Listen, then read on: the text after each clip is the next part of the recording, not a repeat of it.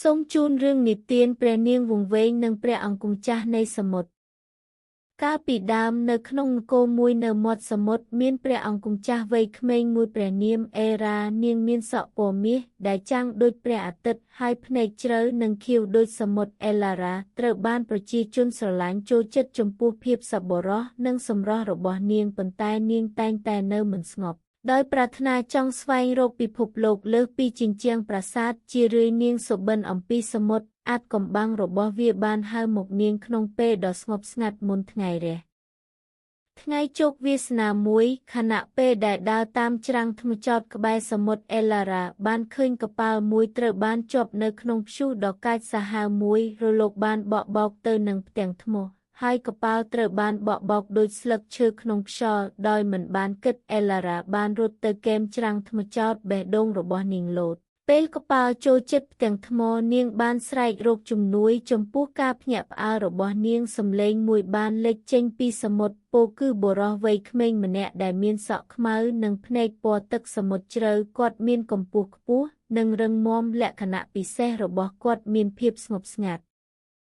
ទោះបីជាមានភាពវឹកវរជុំវិញពួកគេក៏ដោយ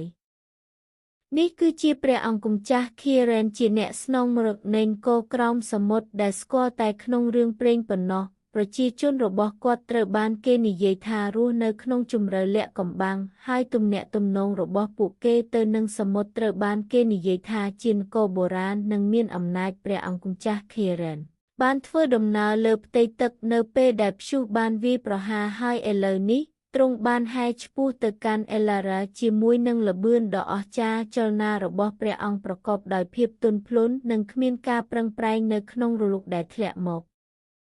ចាំយូរហើយព្រះនាងគាត់បានស្រែកហៅសំឡេងរបស់គាត់ដែលឮសូរក្រហមនៃព្យុះដោយមិនស្ទាក់ស្ទើរអេឡារ៉ាបានលើកដៃរបស់នាងចេញហើយជាមួយនឹងចលនាយ៉ាងលឿនខេរ៉ែនបានទាញនាងចូលទៅក្នុងទឹកដំបូងឡើយនាងភ័យខ្លាចប៉ុន្តែពេលមើលទៅក្នុងភ្នែករបស់គាត់មានអ្វីមួយក្នុងចិត្តប្រាប់នាងថានាងមានសុវត្ថិភាពពួកគេហែនៅក្រោមរលកហើយអេឡារ៉ាបានរកឃើញខ្លួនឯងនៅក្នុងពិភពលោកដែលនាងធ្លាប់សុបិនទឹកគឺក្តៅពន្លឺចាំងពេញផ្ទៃដូចជាប្រាក់រាវត្រីគ្រប់ពណ៌ហែជុំវិញវាហើយសួនផ្កាថ្មលាតសន្ធឹងដូចវាលគ្រឿងអលង្ការព្រះអង្គម្ចាស់ខៀរ៉ែនបានដឹកនាំនាងឆ្លងកាត់ពិភពលាក់កំបាំងនេះដោយនាំនាងទៅកាន់នគររបស់ទ្រង់ដែលជាទីក្រុងដ៏អស្ចារ្យដែលសាងសង់ឡើងពីគុជខ្យងនិងសម្បកសមុទ្រភ្លឺអេឡារ៉ាមានការភ្ញាក់ផ្អើលយ៉ាងខ្លាំងនាងមិនដែលនឹកស្មានថាភាពស្រស់ស្អាតបែបនេះនៅក្រោមផ្ទៃនោះទេហើយនៅពេលដែលពួកគេហែកាន់តែជ្រៅនាងមានអារម្មណ៍ថាមានទំនាក់ទំនងយ៉ាងស៊ីជម្រៅទៅកាន់មហាសមុទ្រវាដូចជាសមុទ្រតែងតែជាផ្នែកមួយរបស់នាងដោយហៅនាងទៅផ្ទះខេរ៉ែនបានបង្ហាញនាងពីភាពអស្ចារ្យនៃនគររបស់គាត់វិមានដែលធ្វើពីផ្កាថ្មសួនផ្កាក្រោមទឹកដែលបញ្ចេញពន្លឺក្នុងទីងឹតនិងសត្វដែលហាក់ដូចជាចាស់ដូចពេលវេលាប៉ុន្តែទោះបីជាពិភពលោករបស់គាត់មានភាពស្រស់ស្អាតក៏ដោយអេឡារ៉ាមិនអាចបំភ្លេចការចង់បានដើម្បីត្រឡប់ទៅនគរផ្ទាល់ខ្លួនរបស់នាងបានទេនាងនឹកមនុស្សគ្រួសាររបស់នាងនិងជីវិតដែលនាងបានបន្សល់ទុកនាងនិងខេរ៉ែនកាន់តែមានភាពស្និទ្ធស្នាលជារៀងរាល់ថ្ងៃចំណងមិត្តភាពរបស់ពួកគេកាន់តែស៊ីជម្រៅនៅពេលដែលពួកគេបានចែករំលែករឿងរ៉ាវនៃជីវិតរបស់ពួកគេ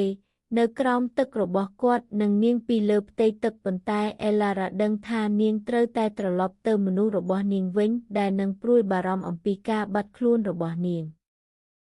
ល្ងាចមួយពេលដែលពួកគេបានមើលព្រះអាទិត្យលិចពីលើជើងមេឃពីក្រោមរលកអេរ៉ាបានញាក់ទៅខេរ៉ែនក៏ខ្ញុំត្រូវតែត្រឡប់ទៅនគររបស់ខ្ញុំព្រះអង្គម្ចាស់ខៀរ៉ែនប្រជាជនរបស់ខ្ញុំនឹងត្រូវការខ្ញុំហើយខ្ញុំមិនអាចនៅឆ្ងាយជារៀងរហូតទឹកមុខរបស់ខៀរ៉ែនគឺពោរពេញទៅដោយទុក្ខព្រួយនិងការយល់ដឹងគាត់និយាយយ៉ាងស្រទន់ថាខ្ញុំនឹងនឹកអ្នកម្ចាស់កត្រីក៏ប៉ុន្តែសមុទ្រមានវិធីរក្សាមនុស្សដែលខ្លួនស្រឡាញ់នៅជិតអ្នកអាចចាក់ចេញប៉ុន្តែត្រូវដឹងថាសមុទ្រនឹងនៅជាមួយអ្នកជានិច្ចមិនថាអ្នកទៅទីណាដោយមានបេះដូងធ្ងន់អេរ៉ាបានត្រឡប់ទៅផ្ទៃវិញប៉ុន្តែទំនាក់ទំនងរបស់នាងទៅនឹងសមុទ្រមិនដែលរសាយឡើយនាងតែងតែឈរក្បែរច្រាំងថ្មក្រឡេកមើលទៅលើទឹកដោយដឹងថាខៀរ៉ែននៅទីនោះកំពុងរង់ចាំនាង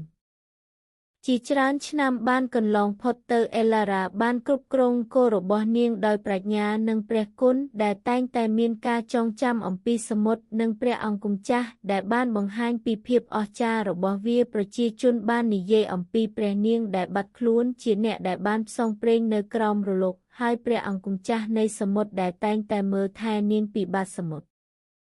ហើយជាញឹកញយនៅពេលដែលព្រះច័ន្ទពេញវង្សហើយសមុទ្រស្ងប់ស្ងាត់អេរ៉ានឹងឈរក្បែរច្រាំងថ្មចោតហើយក្នុងរលកនាងនឹងឃើញភ្នែករបស់ឃីរ៉ែនភ្លឺចែងចាំងបំផុតដូចជាសមុទ្រកំពុងខ្សឹបពាក្យសន្យាទោះជាពួកគេនៅឆ្ងាយពីគ្នាប៉ុណ្ណាក៏ដោយពួកគេនឹងភ្ជាប់គ្នាដោយបេះដូងនៃមហាសមុទ្រ